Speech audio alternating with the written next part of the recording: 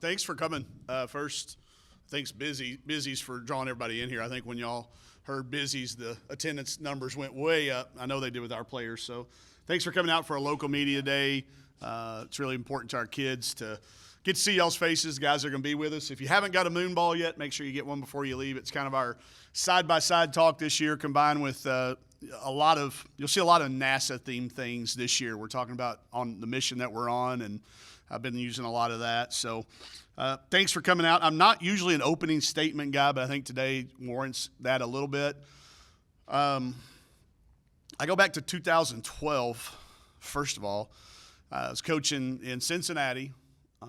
My daughter Abby was 16 going on 17, had just started dating, or at least sharing that she was dating with Dad from a distance, that she was starting to go on dates.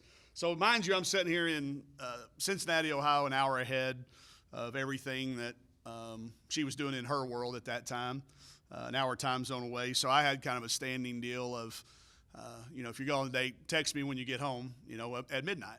Text me at midnight, which was 1 o'clock my time in Cincinnati. So there I'd be sitting knowing that she had a date, and at literally my time, 1:01 and 30 seconds, when I didn't have a text message from her that she had made it home, my mind immediately went negative. I started picturing her either in a bad car wreck or in the trunk of a car being extradited to a country to be a sex slave, and she was at gunpoint, and this is 30 seconds into not knowing.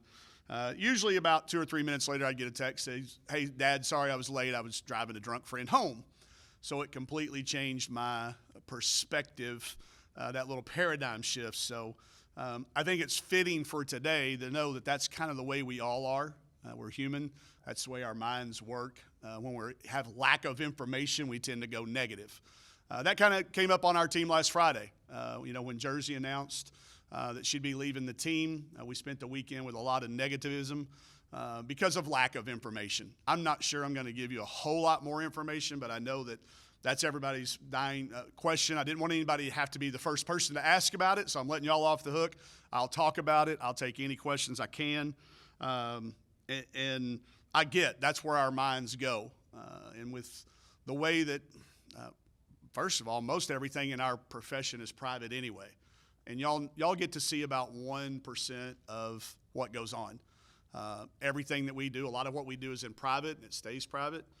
Those of y'all that we have open practices, y'all can come. I know, Grant came to 10 in a row that we had, and I think Ethan was at half those, and y'all come to all the games, and y'all support, and you do, everything that you can to follow us, but it's still just not all the information that is out there. So I'll do my best to clear all that up. Last Friday, Jersey came in, and after a really brief conversation, mentioned the word transfer portal, and whenever that happens, we are trained as coaches to send them immediately to compliance. So that's what I did. I think a lot of the confusion is because of the lack of understanding of the rule. We have one of the best compliance offices in the country, and we follow it daily, but the portal thing is new and it changes. So I think some of the confusion came when Jersey had put out a release, or people started getting that she had entered the transfer portal. There is no transfer portal window right now to enter. The transfer portal doesn't open until March. You can put your name in there and make it available, but if you choose to use the time right now between now and March, you can go to another school. You can go to another campus, but that would mean you would not be eligible. And I'm just talking in general. Anybody going in, not Jersey, any person entering transfer portal prior would forfeit half a year of eligibility because you wouldn't be eligible till Christmas. And we've I think once that information we all got through, it's hard to keep up with. It's not anybody's fault. It's just a hard rule to know. And I think once all the options were laid out there, obviously it's best for her to wait. So that's all I really have to say about it, other than that, this is my failure. When I recruited Jersey, we did it on a 10-year plan. I think that's what made us different than everybody else that was recruiting her. We had a 10-year plan. She wanted to be a WNBA player. I knew through experience of having a few WNBA players that it's one of the hardest jobs in America to have. There's only 144 jobs on a good year. Some years that number's 133 because not everybody carries 12 people on their roster. So we set out with a plan to help her get to that point. It was my plan. I was trying to execute it the best I could. We were 2 years into it. I was trying to help her get to where when she got to the WNBA, she'd be able to do the things that she wanted to do. And quite frankly, I just failed in that. It's not a reflection on my staff. It's not a reflection on our development system. It's just a case where not all of them work. It didn't work out. So it's on me, definitely not on our staff, not on the systems. You can't blame the system because we've had a lot of success in other areas and other people. It's just we're not going to get them all right. So we had a very amicable talk. It's hard on me because y'all know I'm a relationship person. I get very close to our players, and it hurts anytime you don't get the opportunity to see a player reach their end of their journey. But she will be great. Whatever she decides to do, we are in full support of it. I will answer any questions I can here at the first part. I'll also tell you this. I've told our team, we scheduled this thing a long time ago, and I didn't give them a statement to read. I didn't tell them what to say.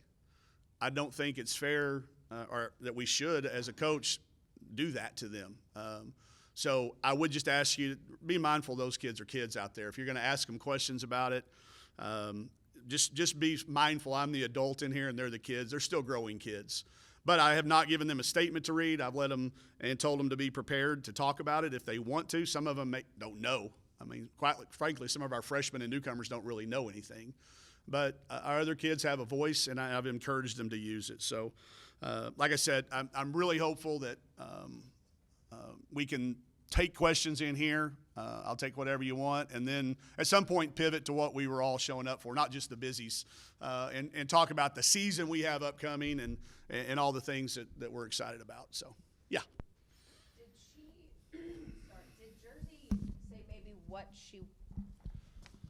Did Jersey say maybe what she wanted or where she wanted to be, anything like that, of maybe her progression? No, and if she had, that's y'all know me well enough to know I'm not going to talk about things that we had in private, and she may talk about it, and she's welcome to if she needs to, but that was not, whenever I heard the word, and I got the sense pretty quickly into the conversation that it was headed, and I'm not a talk people into staying. So whenever the word transfer hits, I immediately send them up. But she did not give me anything other. There was no, it was very amicable. I used that word yesterday. I had to look up what it meant before I used it. And I think I used it properly yesterday. So I'm going to stick with the one that I know. We've had a great relationship, and we'll continue to have, just like I try to have with everybody that it doesn't work out with. Because I know I'm going to see him down the line someplace. But no indication from her at that point. Looking at your roster, what do you like most about the team you have right now? The versatility and the depth. The fact that in practice for the first time in 7 years, it's always the last thing you add. When we came here, we had 5 kids in the locker room, so depth really wasn't an issue. It's taken us a while to get there, but now we have it. So when you're making out these practice schedules, which you'll have a copy for today, you'll look over in the corner, there'll be all these teams that we put together every single day. In the past, when you'd put teams together, we'd probably have a pretty good pool around the office on who we thought would win. You can't do that this year. It's not, well, this person's on that team, so they're going to win. I like the fact that we can really isolate matchups. I think we're able to, we've talked about the press some. We're able to press full court. We're able to play as fast as we've played since we've been here. We've had 2 closed-door scrimmages to practice those things and the 3 exhibition games on our overseas trip. And we've really seen a lot of cool lineups. You'll look up 1 minute. I talked to all of our coaches that we play against. They said, Coach, y'all come out of one timeout and you've got a 5'6" kid and 4 kids 6'3" or better. And then the next time out, you come out and you got 4 5'8" kids and 1 6'5" kid. We can't match up, and we don't know how to adjust. So it's kind of fun. I think that we will settle in, but I do think the depth and the versatility is exciting for everybody. I've got a handful, but I promise I will pass off the microphone after this question. Yeah. But with Michaela, if I'm going to ask her too, but what do you think are her goals for this final year? Very simple. I'll just predict this. She's going to say win. All seniors want to win. Freshmen want to play. Juniors want to shoot.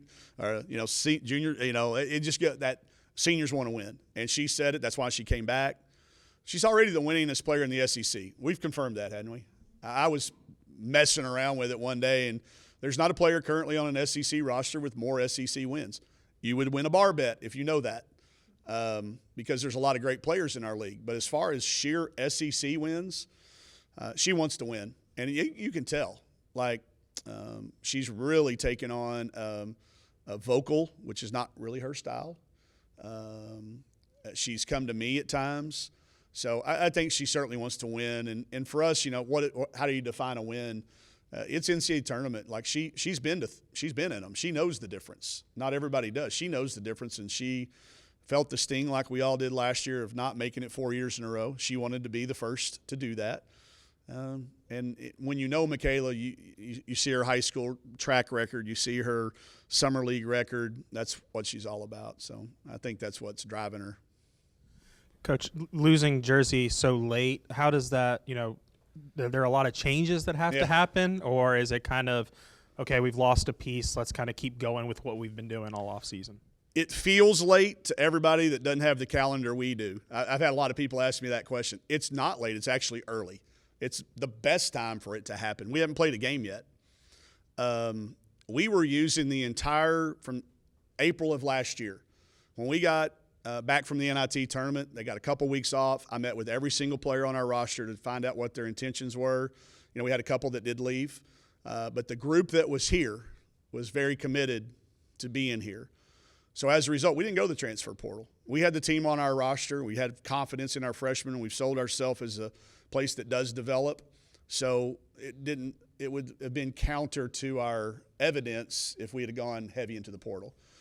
So the fact that we didn't meant that we were very comfortable with our depth. Then after overseas trip, after you saw what we had, now remember Christina wasn't on our overseas trip either, but we had who we had, and Jenna comes in and leads us in scoring and rebounding. Talia does what she did.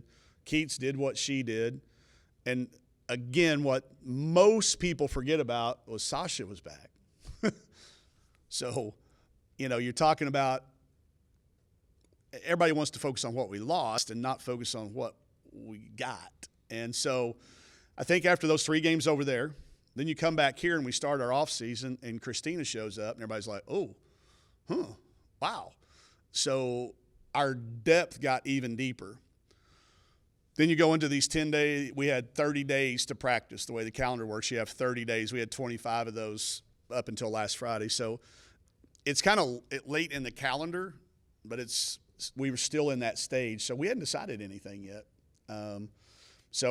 As a result, I think you'll get the chance to see Christina and Jenna a little earlier, but they've certainly earned that right. So it doesn't hurt. I mean, it takes one player away from the rotation, but it was already going to be a deep rotation. One of the players that's coming back, Samara. She led you guys in assists and field goal attempts last year. Yep. That's kind of hard to do, that kind of balance with the new pieces around and maybe with some scoring gone. Do you want her to kind of lean one way or the other a little bit more heavily in terms of score distributor, or is it just more of, kind of trying to maximize that balance again? Just to see where it goes. All of our kids, I think, especially our kids in our heavy rotation, understand that every game's a little different. Like, we can't control what the other team tries to do defensively. They may come out and say, don't come off, Sam. Stay and do this, do that, and that. So you can't do it really on a game-by-game basis. You have to look at it as a whole. I think Sam feels very confident in all of her teammates this year. There's a new Sam out there. Like, she also led us in minutes played. I think almost broke the school record, or did break. Yeah, she broke a season record for minutes played, so she's hard to get off the court. Because of her versatility. She can score when she needs to. She can distribute when she needs to. She can defend when she wants to. And those have really come together. So I'm just going to let her feel the thing out. We're going to play the 3 littles. We have made some decisions now after our 2 scrimmage games, our closed-door scrimmages, and now we're done. Today's our last day of camp, too. I don't know if you've this is our last day before we start prep on Sunday for Louisiana Monroe. So they's kind of got an end of the season or end of camp feel. We're going to play those 3 little kids together. And I say littles because that's what we call them in practice. I'm not disparaging them. I call them that to their face. The bigs and littles, talls and smalls. So we're going to be incredibly fast. But I think with Sasha's return, with Talia's coming in is a scorer, I don't know that Sam's numbers will move one way or the other, but I think her effectiveness and her impact on the game will continue to do what it's done since she's been here, which is just increase every year. Coach, going back to the Jersey situation. Yep. And the mental side of it, especially for like Mac, this is happening now, and the timing of it now, and especially with her last year, it's not a distraction during the season or say come late in the season. Just your thoughts on that and the timing of this. Y'all can talk to her when you get out there. Just a little I've talked to her. Mac has a great perspective on it. She's been making sure that everybody on the team was ready to play, regardless of who it was. So she didn't show me any sign since last Friday of being impacted other than having a teammate that we're not going to get a chance to play with. And we dealt with them all over the weekend, and I haven't seen a thing in practice. But you can ask her. She'll be able to tell you.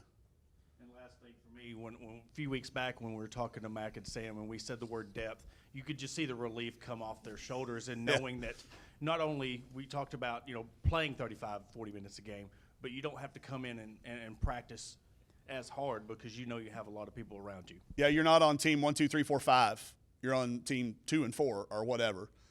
And they like that. They can really manage their load. They can manage their energy. Those guys have gotten good at practicing. It takes a while to get good at practicing. They're good at practicing now. They also, one thing they mentioned in that conversation was they don't feel like they show up every night with a pressure to do X, Y, and Z in a game, that the game might not dictate that. Again, like I said, we might have this game plan of getting them X number of shots. Well, if the other team decides to change that, they don't come in with that pressure. And I think it's a fun place to play as a player when you can count on multiple people to be able to impact the game. This is the most unified our team has been in my 7 years.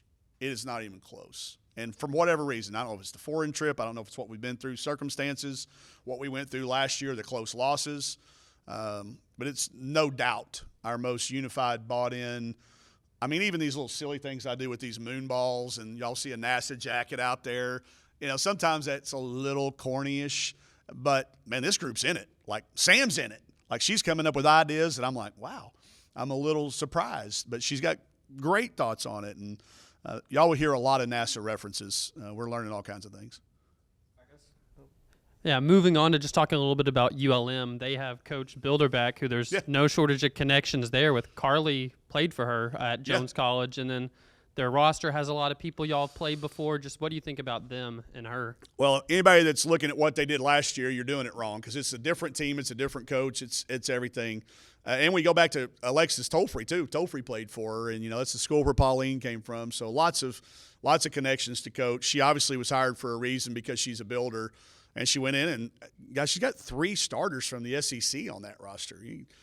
Or 2 from the SEC and 1 from the ACC.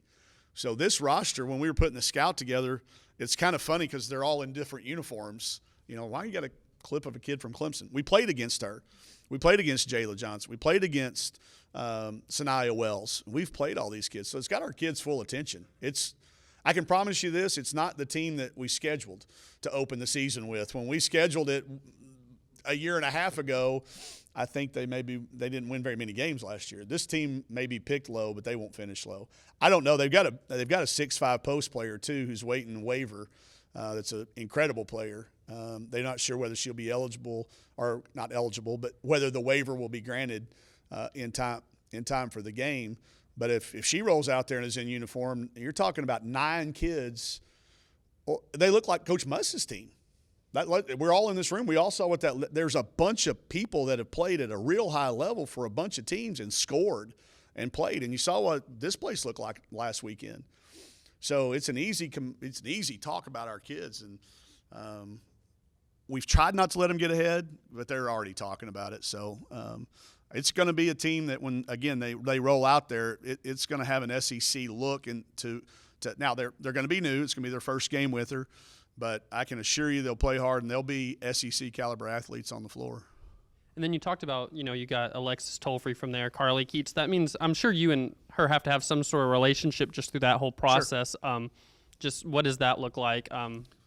When from those two developed a mutual respect, and obviously the style of play fits. They play a lot like we do, and she and I share very similar ways about doing practices, and a lot of our systems are the same, and a lot of our philosophies about not turning it over and taking good open shots. We've talked numerous times not about recruiting, just about basketball stuff. So when she got the job and we knew that they were on the schedule, it was exciting. I like to play against people I have respect for, and we got a lot of respect for her individually, and her taking that job going down there. She will get that thing going in a hurry. Coach, I've got to ask, when did you come up with this idea, and how'd that all come about? A friend of mine did a talk about the distance you missed the moon by. His name's he's coaching the league. Buzz Williams coached at Texas A&M. I saw him do a talk about if you start off from Cape Canaveral in Florida, 1 degree off on your mission to the moon, and you miss the moon, you'll miss the moon by 4,167 miles or something. He was way more specific than I was. He had it down to the foot, I think. But the thought was if you start on the wrong path and you stay on that wrong path, you end up missing it. So we used that as our first talk in the preseason. We made it our own. We had some other talks about, ways to stay on the path. And it's kind of been something we've drawn back to. But talking to friends, talking to him, talking to other people, making it our own. And then listening to my players like, hey, Coach, let's get this. Hey, let's do that. Hey, how about this? And so I'm not very good at mottos and themes and things like that. I'm really not, but I've tried to get better at it. It's an area I've tried to get better, so we're going to try to stick to this one as long as we can. And the team seemed to be in pretty good spirits in there earlier. Just kind of, is that something that's been missing here over the past couple of years? It has. Just letting everyone do their own thing and have a good time while doing it? Well, I think we're a year further from all the things that we went through. We're a year more healed from COVID and social injustices and all the things that kids have been having to go through. We're a year better.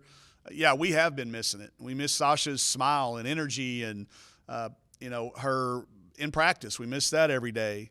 There were all sorts of things that I look back to now that we haven't had. Sometimes you don't know you're missing something until it's gone. And then when you get it back, you're thankful for it. So, like I said, I'm not – this is not coach speak sitting up here trying to convince you. Y'all come see. We're more unified. We're more together. They share it better. They do things more together. I don't have any illusion that they're all going to be each other's bridesmaids if they ever get wedded, get married or whatever. That's just never going to happen on a team. But as far as mutual respect on the floor and between the lines and when we're in there eating and when we're traveling, I knew that after the trip overseas this summer. You don't spend 21 straight days with anybody on the planet and not have some moments where you're like, would you get out of my face? I'm tired of being around you. I don't care who it is. But I didn't see any of that. And it was, what it was very minor. So we haven't been off the path for very many days, and when we do get off of it, somebody corrects it. It's a beautiful thing right now, and I hope it continues to be that way because we all know the ups and downs a season creates and causes, and if you don't know how to navigate it, one of our quotes yesterday was, smooth air doesn't make for a very good pilot. I think it comes from an old really quote about a sailor in a sea or something, but to make it NASA, if you don't go through some adversity, you don't know how to get through those things. So I like where our team's at. I'm glad you noticed that. Hopefully you'll see that when you get out there as well. Yeah, Coach, over the past, couple of minutes, you brought up Talia Scott a couple times. What has she shown you over the first 25 or so practices? There was an article today in ESPN that I thought nailed it perfectly too. She's a bucket getter. Like everybody knows she can score. She scored 57 in a game. She had 47 in the state championship. She made 11 threes in her state championship game in Florida. She won every shooting contest you could. But it was been her defense throughout camp that just kept showing up. And then also, we wear a Connexon device. You'll see our strength and conditioning coach hand them a little chip that they wear, and it measures a plethora of things that I'm really glad he doesn't put one on me, because I'd be very embarrassed about my exertions during a practice. But her exertion level, her a number of accelerations, the time she jumps, how fast she does everything. 15 out of the first 16 days, she was number one in those areas. And she wasn't – it takes a while to get buckets in college, but when she came in and established herself defensively, I called her summer league coach and said, I've misevaluated your kid. And he was like, oh, no, what, can she not score? I said, oh, no, she's doing fine there. I just never realized how good of a defensive player she was. She took 3 charges in our first scrimmage game in Croatia and probably should have had 2 more. So I've been impressed with how she's transitioned into being a freshman, how she's handled coming in. And, Mac and Sam are pretty established. They're pretty established. And she came in ready to compete. She didn't come in asking for anything. Came in, asked for an opportunity, and has gone through it. And I would tell you at this point, getting the buckets is the least of the things that she's impressed us with. It's her effort, it's her energy, it's her coachability, it's how hard she tries, it's how well she passes it, and it's how willing she is to defend. So when the bucket getting comes, it came one day. We had our men's practice team out there, and she got 38 in 20 minutes on them. And they could, and y'all can talk to Matt, he'll be out there later. He was the one trying to guard her. He said, Coach, I can't stop her. I'm trying as hard as I can. I cannot stop her.